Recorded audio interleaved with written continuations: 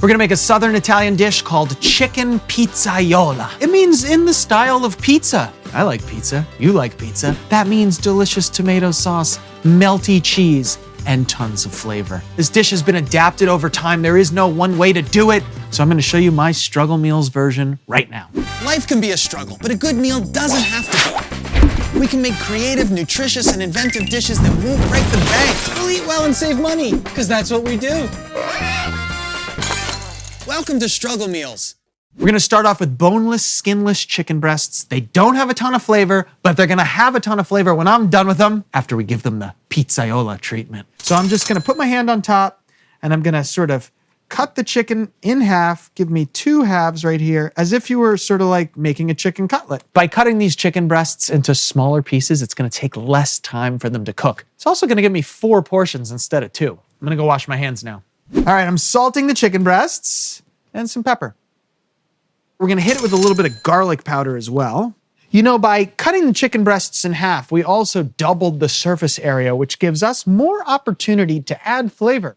I've seasoned up my chicken breasts, and now we're gonna create a little flour dredge. We're not gonna go eggs and breadcrumbs and all that. No, we're just gonna do flour. I'm gonna season the flour with salt and the garlic powder also. It's really important that we season all the layers because it's just not gonna taste great otherwise. I'm gonna put the heat on. Coming into the pan with some butter. All right, a little oil of olive as well. I'm gonna cook the chicken in batches so that the pan isn't overcrowded and get nice and brown.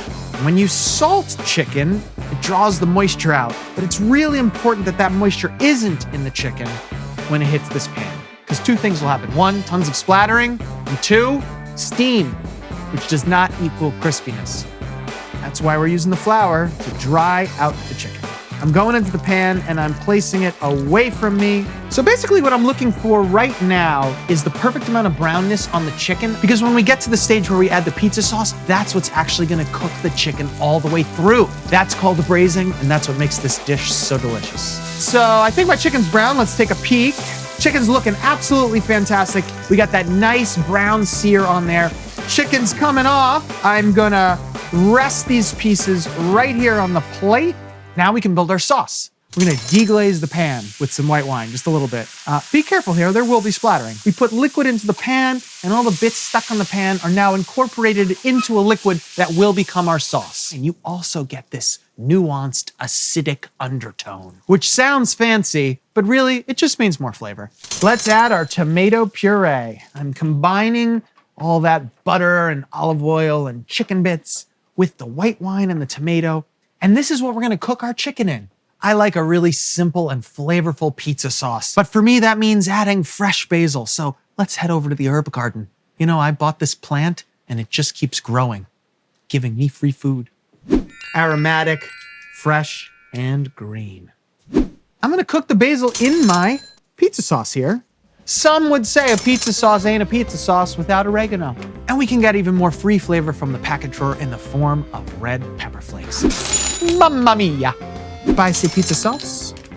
Hit it with a little bit of salt. We got our chicken coming into the sauce now. This is sort of like cooking pasta. If you cook pasta in not flavorful liquid, it's not gonna be flavorful. We're gonna let it simmer. The chicken is gonna absorb all those delicious flavors and cook through. So while that's happening, I'm gonna slice the mozzarella.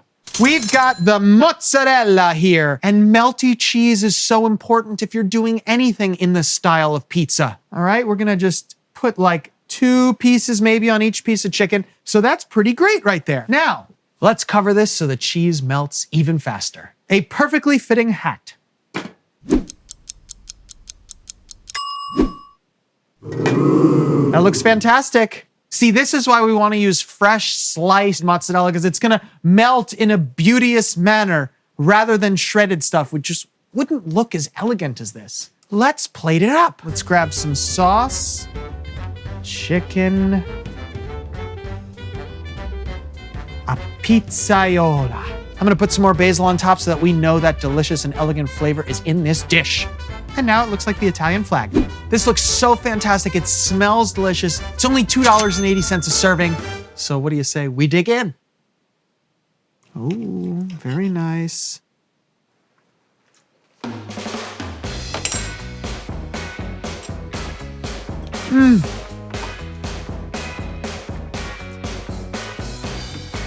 In short, this tastes like pizza. A spicy, garlicky tomato sauce, flavorful chicken, and melty cheese over top. What more could you possibly want? This is a great dish to add to your Italian rotation. I hope you make this because I know you'll love it.